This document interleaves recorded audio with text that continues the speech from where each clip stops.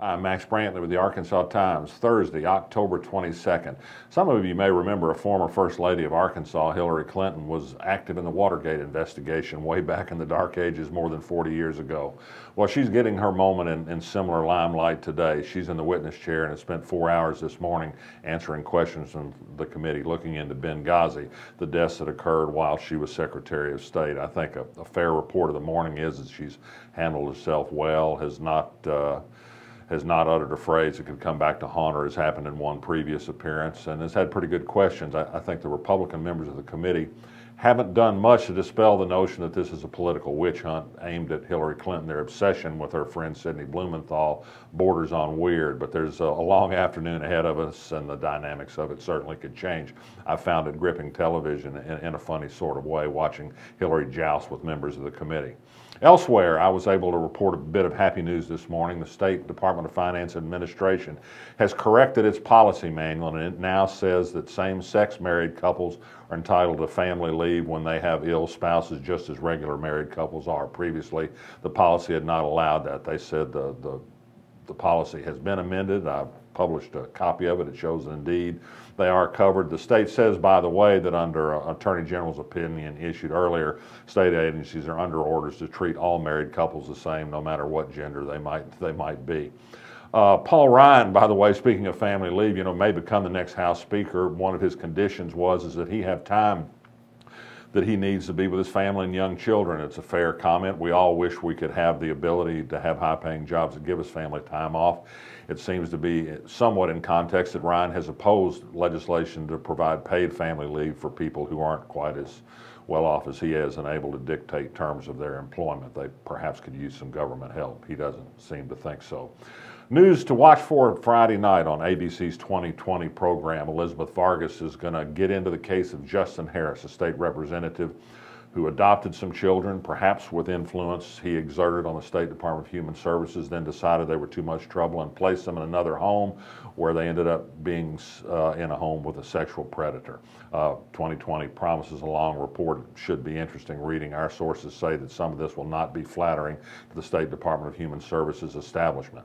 Elsewhere in state government, Kane Webb, a veteran journalist who most recently has been on the staff of Governor Asa Hutchinson in his communications department, is going to be the next director of the State Parks and Tourism Department. Richard Davies, a longtime popular head, is retiring. Kane Webb's a nice guy. He ought to do well there. We've got news today of yet another judicial candidate. This one's kind of interesting. He's only been in Arkansas 5 months. I think he's a former associate of Asa Hutchinson. He got a job at the Department of Human Services just in June as Director of Quality Assurance of some sort. He'll have a paying job while he runs for State Court of Appeals. He's going to run against Mark Kloppenbach of Fordyce. He has an interesting past, Sarah Broff does. He's a judge in an Indian court in California. He's expected to get the support of the business establishment. Mark Kloppenbach's already been told that the Chamber of Commerce will not be backing him in this race. They're making a big push at every level, Court of Appeals and Supreme Court, to elect judges that are friendly to their business agenda, which means tamping down verdicts and damage lawsuits. Lots of reporting in the Democrat Gazette this morning, AP yesterday, by me yesterday, and continuation that Michael Lamro, while he was president of the Senate, he's now the governor's chief of staff, had a $120,000 a year consultant payment from a dark money group, the Arkansas Faith and Freedom Coalition, which was stocked with money from lobbyists and passed along consulting fees to Lamro. There's nothing directly illegal about this on its surface. What did Lamro do for the money? He's not talking about it. I've reported previously that Gilbert Baker, when he was leader of the Senate, and another Republican involved with this group, also was on their payroll. Again, it raises an awful lot of questions about the propriety of agreements between legislators and lobbyists and people who pay them. There are more questions on this to come. There's yet another group that works for tort reform, by the way, and works to elect judges that share their view of things, which also has a similar leadership to the group that paid Lamro, Marvin Parks, another former Republican legislator. Some of its consultant fees are also in question. I hope to find out more about where that money went over the last few years. This is all coming to a head now because of the persistent rumors that a federal investigation of public corruption has extended beyond Mike Maggio and other unrelated areas of government, with looks at legislators, lobbyists, and how they spend money and whether it influences public behavior. Again, I'm not saying that anybody named in these things has done wrong in a legal light. There are smells attached to this for sure, and there's a lot more to come, so stay tuned. And finally, how about this story from the Pulaski County Sheriff's Office? They had an officer-involved shooting, and one death resulted. It was a deer, though not a human being. A family in western Little Rock was being attacked by a deer in rut. It took a deputy 2 blasts of a shotgun and a shot from a .40 caliber sidearm before the deer was stopped.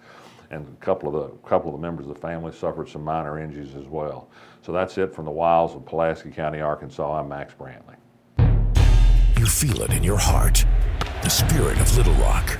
We've had that spirit since 1927, helping build our city by producing decades of leaders in the heart of our state. We are the heart of business and innovation, the heart of politics and government, the heart of arts and culture, and in our city beats the heart of a Trojan. UALR, we are Little Rock's team and Little Rock's University.